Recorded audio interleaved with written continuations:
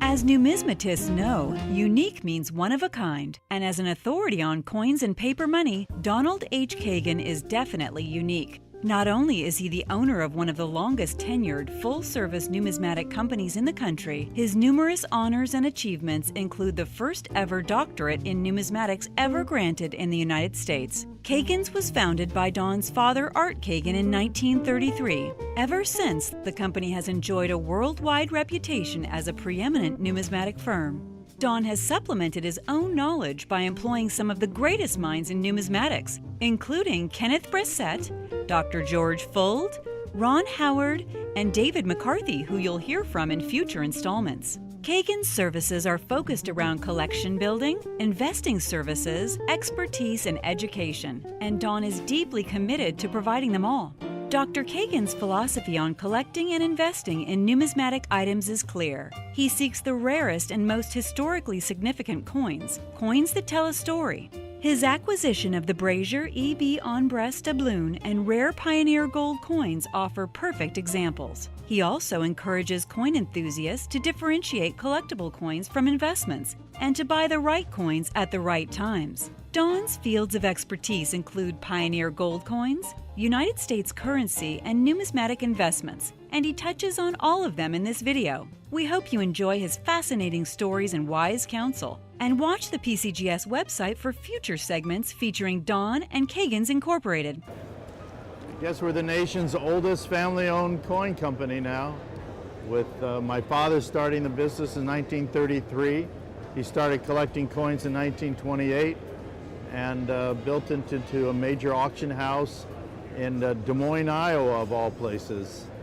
He started doing his auctioneering in 1940 and ended up handling probably, he says, 99% of all the coins in the standard guide of rare coins, the Red Book, and 98% to 99% of all the paper currencies, so from the Freebird book. So we've handled a lot of coins, some of the greatest rarities, and I was exposed to it early on.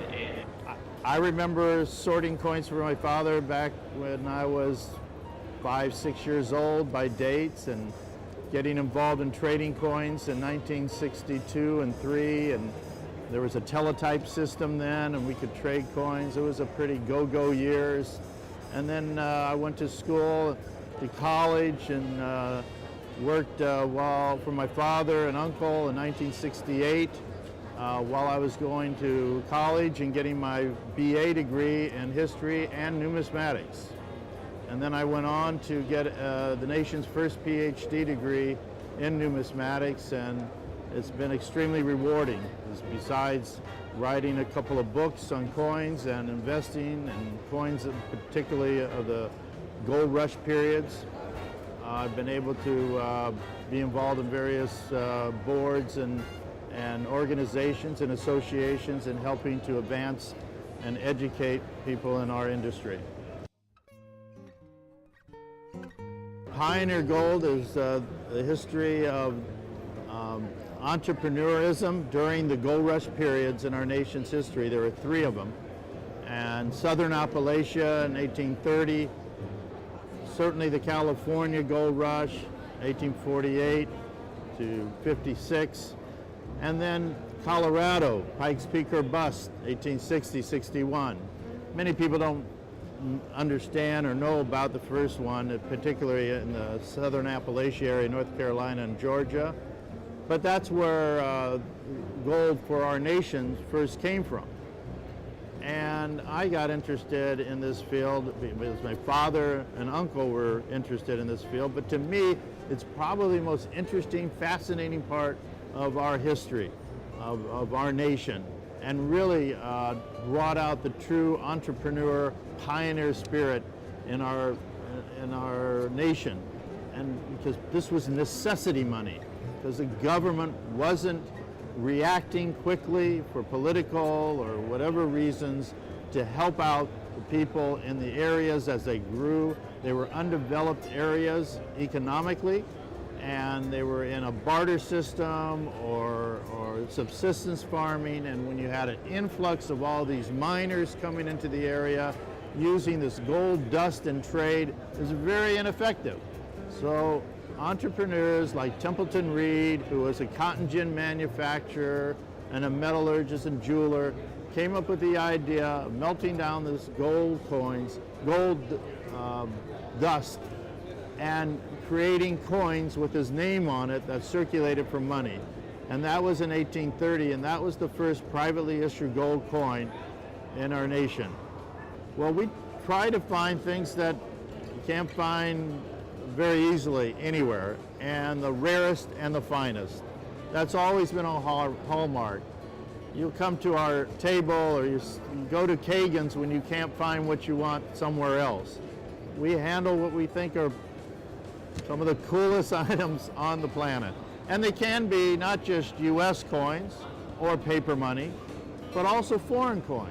And today I have here the largest silver coin ever made, the largest silver denomination coin made in the world for circulation, a 10-thaler piece. This was made in Germany.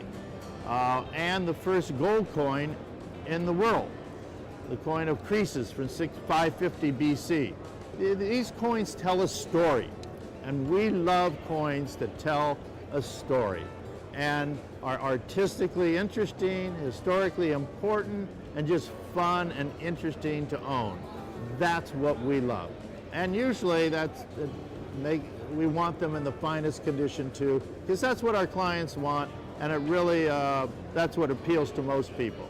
Certainly the bracelet doubloon, the first gold coin, strictly American gold coin in our nation, that includes the colonial period, is historically America's most historical coin, and maybe the most important coin in the world, because it started the whole idea of a coinage for our nation when Ephraim Brescher, a next door neighbor to George Washington, started issuing these gold coins about the size of a US $20 gold piece today. And these are called 8 escudo coins, and the Brescia doubloon was worth about $15 at the time.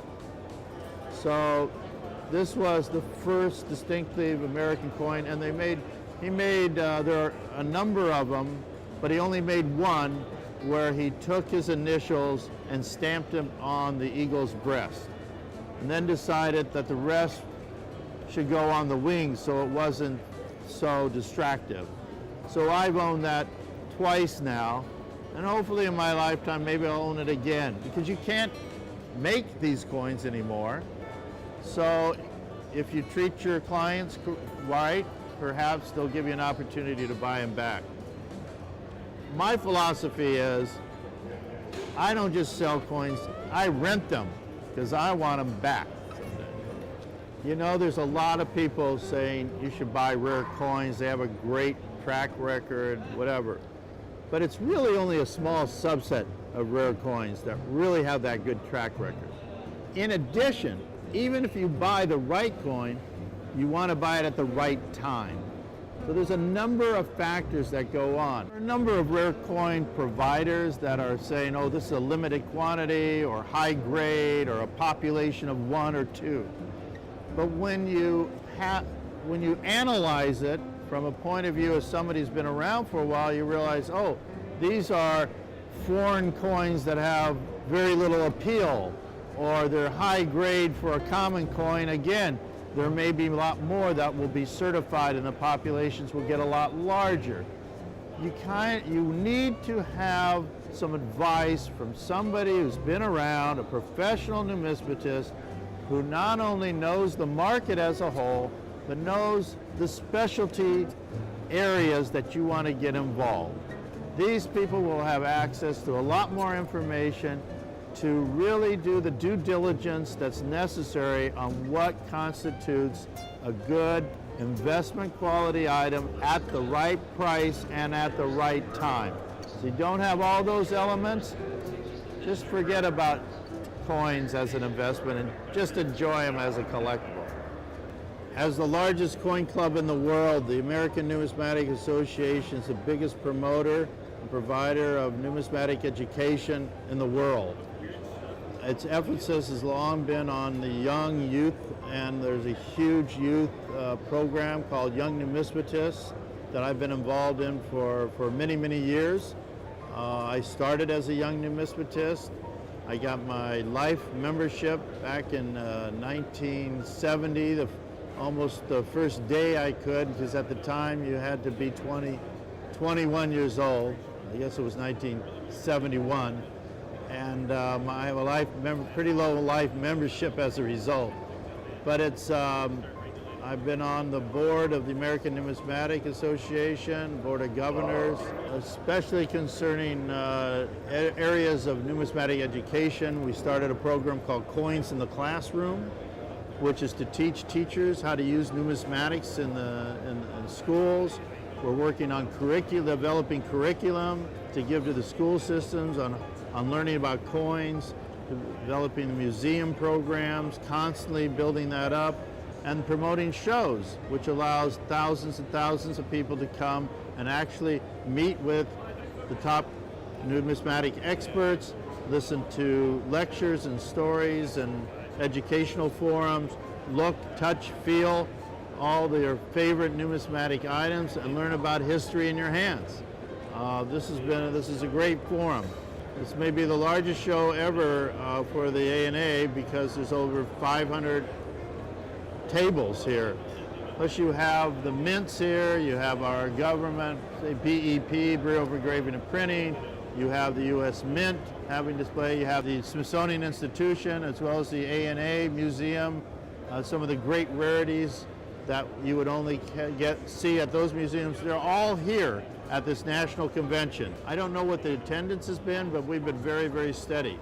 And there's even a new numismatic university being developed by a new private group called CT Group, and they put a lot of money and effort into bringing virtual education to anyone who wants to see it. You'll see us in Pittsburgh and virtually every ANA. I've been going to them myself since 1964, and we'll be at all the rest, and we'll have some new interesting material, I guarantee you.